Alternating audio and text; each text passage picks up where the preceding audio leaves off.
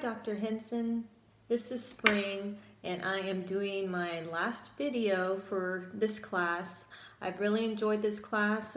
What a journey it's been from the very beginning of learning until now. There's so many different things that we were taught that I really wasn't aware. I looked at certain situation or approaches the way we were taught in this class. So I'm really appreciative on everything that I've learned. I know you wanted us to discuss some challenges that we may face or what we should talk about. I did make a few notes just so I wouldn't forget. And you wanted us to discuss just some key issues of Christian leadership.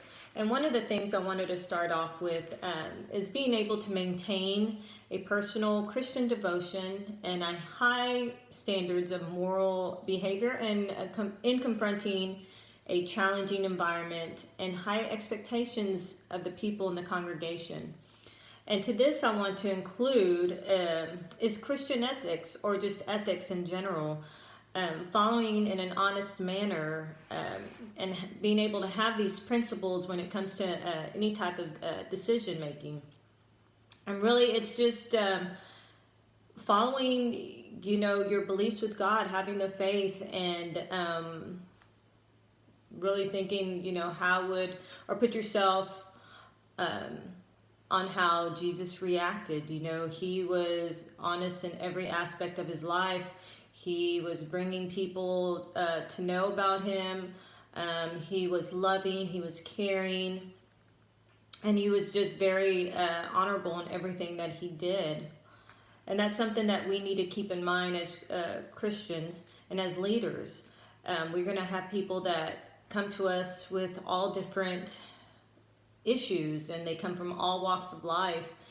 And being in a secular world with different challenges, we need to be honest on how and not afraid on how we would handle things in certain situations. Another thing is learning to work in a secular world, again, where we as leaders can be able to bring ministry to the community. I have made a note saying we must not go out with a judgmental attitude. We need to be able to work in the different styles. As one of the things that we learned with one of the media clips is the different levels, the different stages.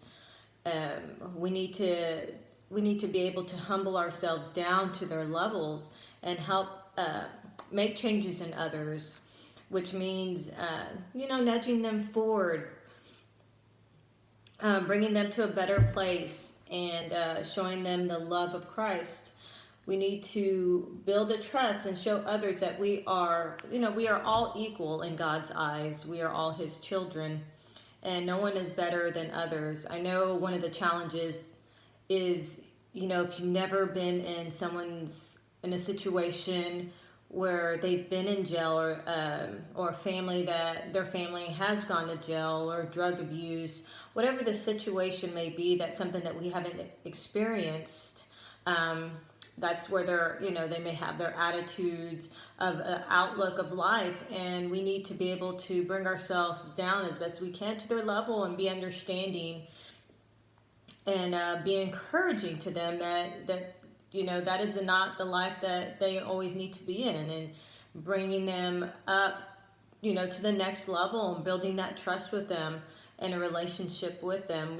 We are, just because we have never experienced or either economically, financially, whatever the case may be, doesn't mean that we don't understand how they feel. We can show some empathy, or even better, if someone has been in that situation and is no longer in that situation, they can relate even more and help them, bring them up to that next level and get the help that they need.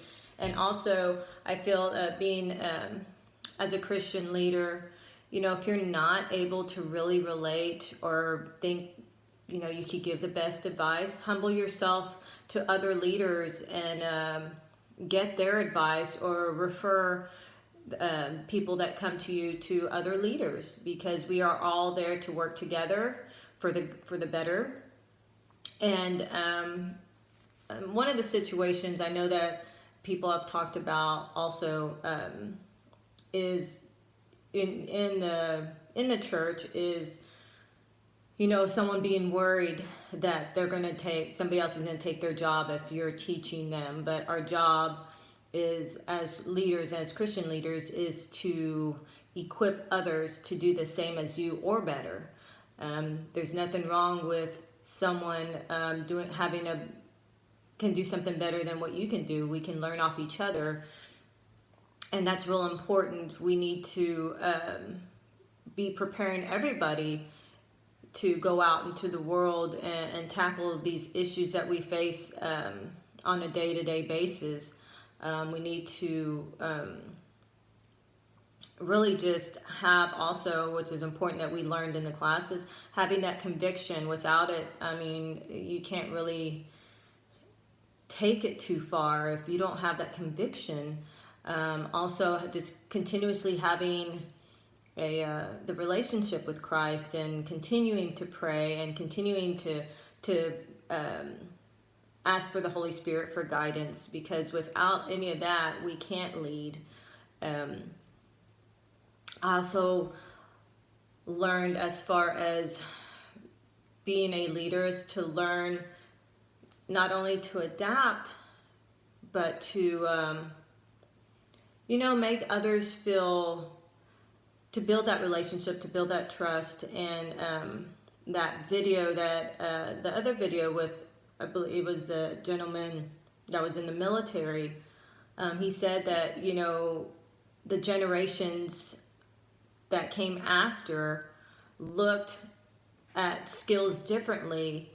And he said, to be a leader is to let your guard down, to bring yourself to learn from somebody that's below you.